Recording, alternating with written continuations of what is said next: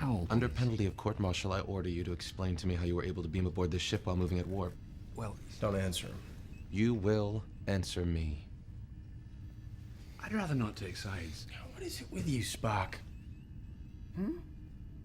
Your planet was just destroyed, your mother murdered, and you're not even upset. If you are presuming that these experiences in any way impede my ability to command this ship, you are mistaken. And yet you were the one who said fear was necessary for command. I mean, did you see his ship? Do you see what he did?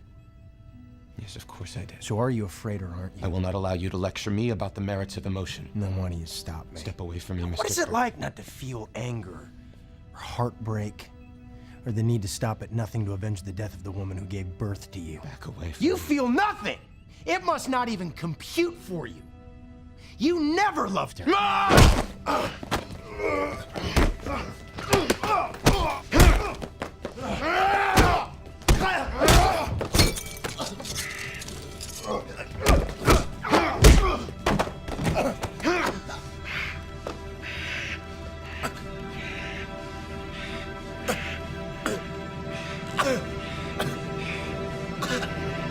Spock!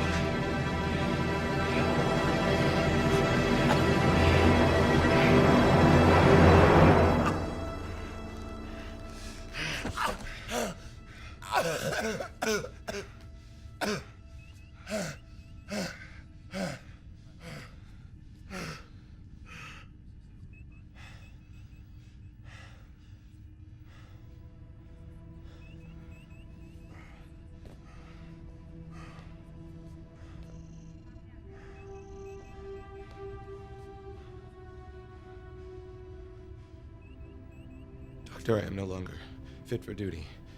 I hereby relinquish my command based on the fact that I have been emotionally compromised. Please note the time and date in the ship's log.